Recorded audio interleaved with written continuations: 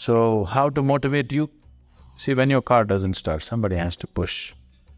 Once it gets going, after that, we don't have to push it all the way. Then it'll go. We can teach you ways. When you start experiencing it as a part of you, it fires you up.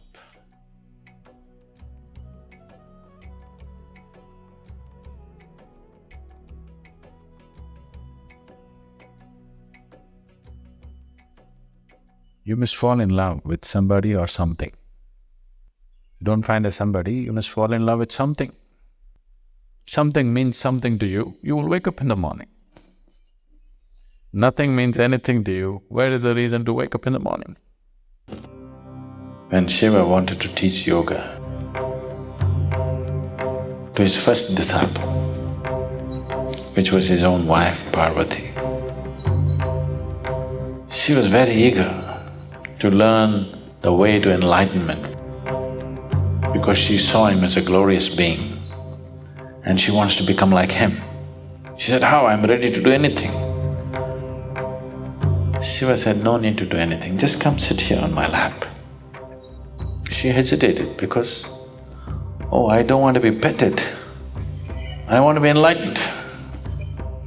He said, "Relax, come and sit here." She sat here. He pulled her closer, not out of his needs, to fulfill her need. And he pulled her so closer, closer, closer, closer. And slowly, she became a part of him. So there is a dimension of Shiva which we call as Ardhanari, where one half is man, one half is woman.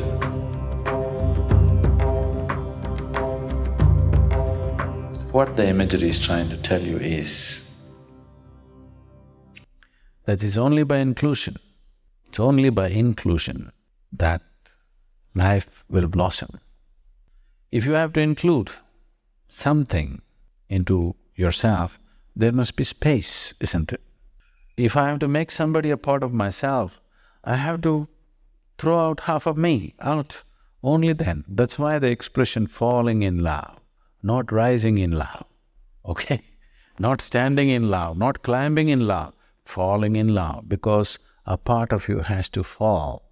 Only then there will be space for something else or somebody else. If all of you, the whole of you falls down, there will be enormous space. You can include the whole cosmos as a part of yourself. If at least a part of you falls down, you may fall in love with one more human being or one more aspect of creation. So, we can teach you ways to empty yourself. If a part of you falls down, that empty space has to be filled with something, and that something which is not you, when it becomes a part of you, when you start experiencing it as a part of you, it fires you up. Because right now, what you think is me is not you, just a bundle of thoughts, emotions, ideas and prejudices, isn't it? That's not you. So what is you has not come into experience. So how to motivate you? When you're not yet, how to get you going? You're not yet. Right now, all that is there is a bundle of thoughts, a cloud of thoughts and emotions and all kinds of stuff, isn't it? So that's why the sadhana. You must come and do some sadhana. Initially, somebody will motivate you. See, when your car doesn't start, somebody has to push, okay? Once it gets going, after that, we don't have to push it all the way. Then it'll go. So initially, nothing wrong using a little bit of a push. Everybody needs a push. There are very few people who can propel themselves from step one. Most others need push, often on a little kick here and there.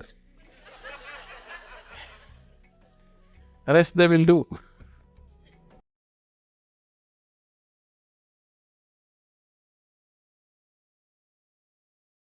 See, if you're postponing something, you're obviously doing something that you don't want to do.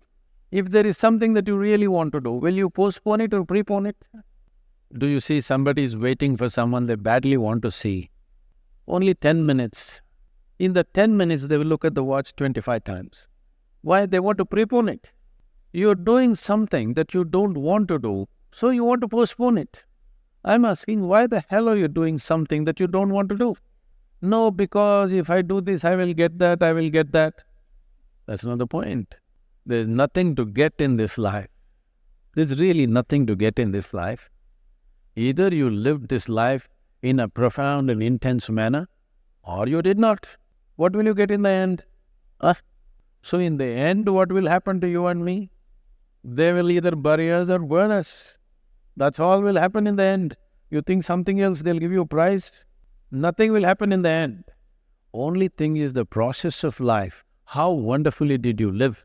That's all there is. So if you are doing something really wonderful, do you want to prepone it or postpone it? Prepone only. So you must find what is it that you really want to do.